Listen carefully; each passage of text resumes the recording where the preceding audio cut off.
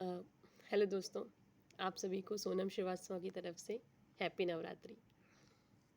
उम्मीद है कि माता रानी सभी की इच्छा पूरी करें और आप सभी का जीवन खुशियों से भर दें।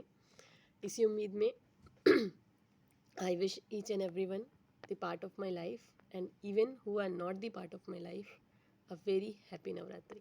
ओके। आपने कैप्शन तो देखा ही होगा। सॉरी, थोड़ी सी मेरी तबीयत ठीक नहीं है, कोल्ड है थोड़ा सा। एक्चुअली दिल्ली का वेदर बहुत प्यारा हो रखा है। सो हो गया है। सो आपने कैप्शन तो देखा ही होगा कि वक्त पर यदि हम सही फैसले नहीं करते या सही निर्णय नहीं लेते और सही एक्शन नहीं लेते तो उस एक्शन या उस फैसले का कोई अर्थ नहीं होता। यानी कि और दूसरी चीज़, किस समय किस एक्शन को कैसे लेना है ये भी बहुत मायने रखता है। मैं इसका आपको एग्जांपल समझाती हूँ। आपने कभी देखा है कि हम मंदिरों में जाते हैं या मंदिरों में जाने से पहले सोच छोड़िए, हम मार्केट्स में जाते हैं। अभी नवरात्रि चल रहा है ना, तो ये टॉपिक का मुझे वैसे ही ध्यान आया कि अभी नवरात्रि चल रहा है, हम मूर्तियाँ खरीदते हैं, है ना। खूबसूरत से खूबसूरत मूर्तियाँ अपने घर पे लेके जाते हैं दुर्गा जी की, है ना। तो अब आप बताइए, आप क्या ऐसी मूर्ति लेकर जाना चाहेंगे जिसका लुक एंड फील अच्छा ना हो या जो मूर्ति दिखने में अच्छी ना हो, है ना। यानी कि इस एग्जाम्पल का मतलब क्या था? इस एग्जाम्पल का मतलब ये था कि मूर्तिकार ने कितनी मेहनत करी होगी उसको तराशने के लिए। उस मूर्ति ने चोट खाया होगा, उस मूर्ति के साथ उस मूर्तिकार ने कितना संघर्ष किया होगा। उसके बाद उसने एक ऐसी आकृति तैयार की होगी जो आपको पसंद आई और आपने उसे खरीदा। फ़ायदा किसका हुआ? मूर्तिकार का, है ना। यानी कि इससे दो चीज़ें समझ में आई। पहली चीज़, जो दिखता है वो बिकता है। I am not talking about the physical appearance, I am talking about in each and every term. आप किसी भी फील्ड में हो, आपको दिखना पड़ेगा। अगर आप मॉडलिंग के फील्ड में हैं तो आपको अच्छे लुक फील्ड में आना पड़ेगा, आपका ड्रेसिंग सेंस अच्छा होना चाहिए। अगर आप आईटी फील्ड में हैं तो आपके स्किल्स अपग्रेडेड होने चाहिए, आपको नॉलेज होनी चाहिए। आप किसी पब्लिक स्पीकिंग के कोर्स फील्ड में है, आपकी इंग्लिश अच्छी होनी चाहिए, कम्युनिकेशन अच्छा होना चाहिए, way of discussing the things अच्छा होना चाहिए। यानी कि आपको खुद को तराशना पड़ेगा, तब आपका मोल, आपका भाव लोगों को समझ में आएगा, है ना। तो पहली चीज़, जो दिखता है वो बिकता है ना। और दूसरी चीज़, अब मैंने ये चीज़ क्यों कही कि सही समय पर की गई जो हमारा निर्णय होता है, सही समय पर लिया गया जो निर्णय होता है वो ज़रूरी होता है। क्यों?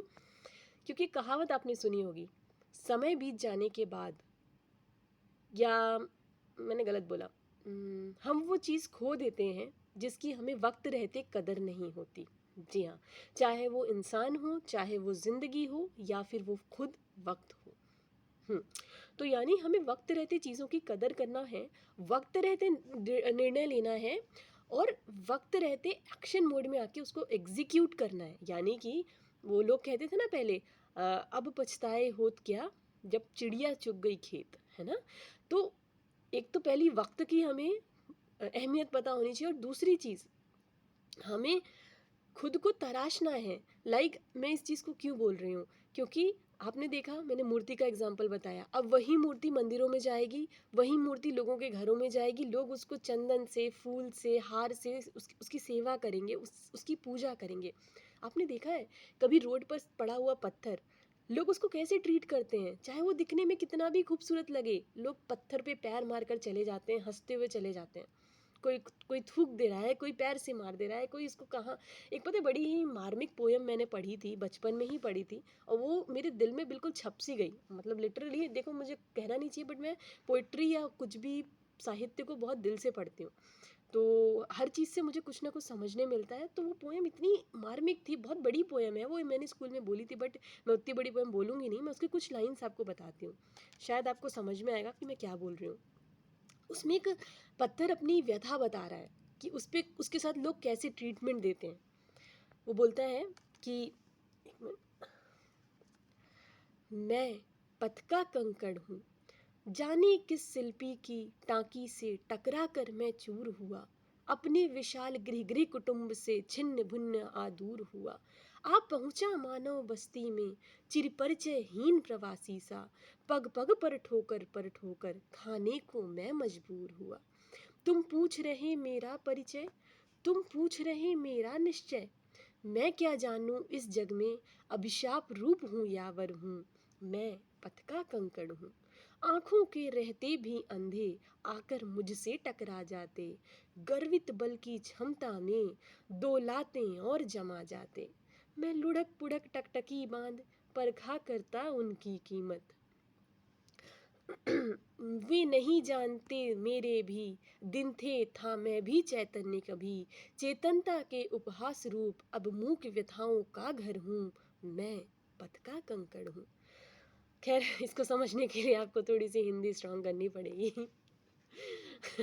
अगर मैं आईटी में नहीं होती तो शायद मैं हिंदी प्रोफेसर ही होती।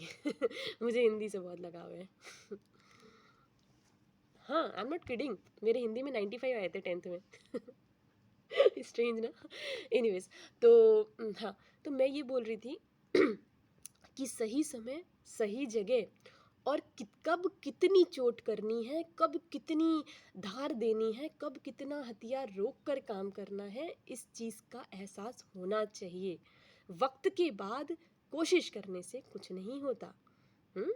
तो आप समझ लो, आपको एक मूर्ति बनना है जिसकी लोग मंदिरों में पूजा करें, या एक पत्थर बनना है जिसको लोग ठोकर मारकर साइड कर दें।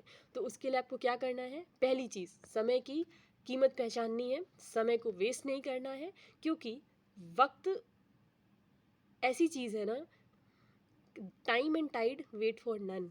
समय किसी का इंतज़ार नहीं करता है ना। तो यदि आप उसके साथ चलना सीख लेंगे तो डेफिनेटली आप बहुत आगे बढ़ेंगे, और साथ में कब कितनी चोट करनी है, कहाँ चोट करनी है, कब हथियार धीरे से लगाना है और कब रुक कर, इसका एहसास होना चाहिए, है ना। तो अपने आप को तराशिए, मूर्ति बनिए, ना कि सड़क का पत्थर। वही चीज़ है ना कि कौवे की भाषा किसी को पसंद नहीं आती, बट वही जब कोयल बोलती है, क्यों? क्योंकि उसकी बातों में मिठास है, उसने खुद को इतना देखो, मैं हर अलग फील्ड की बात कर रही हूँ। अगर आप बोलने की फील्ड में हो तो आपको कोयल बनना है, अगर आप नृत्य उसके फील्ड, मतलब अपनी स्किल्स को अपने हिसाब से मैनेज करो। चलो, happy Navratri once again, take care, bye.